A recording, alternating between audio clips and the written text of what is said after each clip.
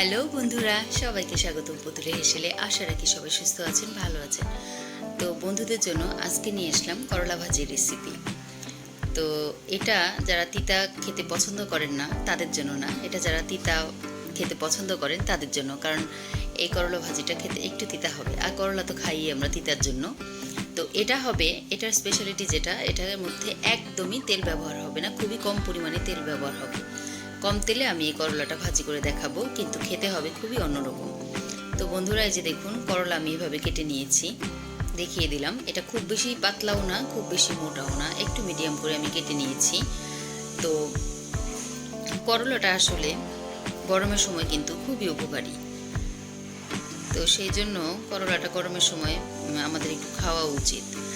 তো দেখা যায় যে মাছের সাথে খাওয়া হয়, ছোট মাছের সাথে খাওয়া হয়, ভর্তা খাওয়া হয়, ভাজিও খাওয়া হয়, কিন্তু একটু কম তেলে খেলে কিন্তু এটা কিন্তু খুবই উপকারী হয়।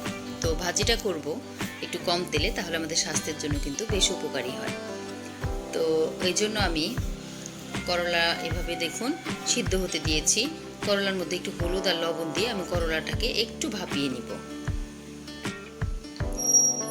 তো এই যে লবণ আর হলুদটা একটু মাখিয়ে নিয়ে আমি এভাবে নাড়াচাড়া করে নিচ্ছি, যেন হলুদ আর লবণটা করলার মধ্যে, সবগুলো করলার মধ্যে এভাবে মিশে যায়। তো এখন আমি এটাকে ঢেকে দিব, এমনভাবে সিদ্ধ করব যেন একদম রস সম্পূর্ণ শুকিয়ে যায়।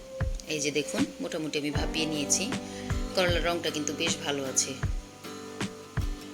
তো এই যে নিচে কিন্তু একদমই লেগে যায়নি। যারা ডায়াবেটিসের পেশেন্ট বা যারা হার্টের পেশেন্ট, তাদের জন্য তো তেলটা সাধারণত একটু কম খাওয়াই ভালো। তো সেই হিসেবে আমি করলাটা তো একটু কম তেলে ভাজবার চেষ্টা করেছি। আমাদের জন্য গরমের মধ্যে কম তেলে করলা খাওয়াটা বেশ উপকারী।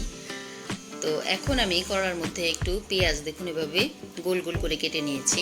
তো পেঁয়াজের স্লাইসগুলোকে এভাবে দিয়ে দিচ্ছি, আর দিয়ে দিচ্ছি এখানে কাঁচামরিচ। তো কাঁচামরিচও দিয়েছি আমি এখানে 5-6টা মতন কাঁচামরিচ একটু ফেলে দিয়েছি, হাত দিয়ে কেটে দিয়েছি। তো এখন আমি এর মধ্যে দিয়ে দিচ্ছি তেল। দেখুন, তেলটা দিয়েছি আমি 2 চামচের মতন তেল দিয়েছি এখানে, খুবই কম পরিমাণে, জাস্ট উপর দিয়ে একটু করলার গায়ে যেন সবগুলোর গায়ে একটু একটু করে লেগে যায় এরকমভাবে দিয়ে আমি এখন একটু জাল কমিয়ে ঢেকে দিয়েছিলাম। দেখুন এই যে পেঁয়াজ মজে গিয়েছে, করলাগুলো তো সিদ্ধ হয়েই গিয়েছে। তো এক পেট কিন্তু মোটামুটি আমার একটু ভাজা হয়েছে। ভাজাটা এমনভাবে ভাজতে হবে যেন নিচে যেন লেগে না যায়, একটু খেয়াল রাখতে হবে। এখন এই পেটটাকে আমি এভাবে উল্টিয়ে দিব। তো এভাবেই আমি একটু জালটা মিডিয়ামে রেখে এভাবে উল্টে পাল্টে ভেজে নিব, তাহলে কিন্তু মোটামুটি করলা ভাজি রেডি হয়ে যাবে। এটাতে কিন্তু দেখুন একদমই কিন্তু খুবই কম তেল দিয়েছি আমি। তো এইভাবে এই যে দেখুন এক পাশটা মোটামুটি এই যে হয়ে যাচ্ছে, এই যে রং কিন্তু চলে আসছে। এখন আমি এটাকে একটু জাল বাড়িয়ে দিয়ে আমি 1 মিনিটের জন্য ঢেকে দিব। তো এই যে দেখুন বন্ধুরা, তো আমি একটু নাড়াচাড়া করে দিয়েছিলাম এক পিঠটা হওয়ার পরে।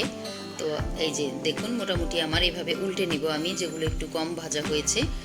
তো এইভাবে একটু ভেজে নিলে মোটামুটি করলা ভাজি একদম রেডি হয়ে যাবে। তো পেঁয়াজগুলো সুন্দর ভাজা হয়েছে, করলাটাও কিন্তু সুন্দর ভাজা হয়েছে, এই যে দেখুন, আর কোনোটা কিন্তু একদমই লেগে যায়নি। তো এভাবে করলা ভাজি করলে দেখা যায় খুবই কম তেল লাগে এবং খেতেও কিন্তু খুব মজা হয়। তো আপনারা ভাতের সাথে এটা খেতে পারবেন, খুবই ভালো লাগবে। তো বন্ধুরা সবাই সুস্থ থাকবেন, ভালো থাকবেন।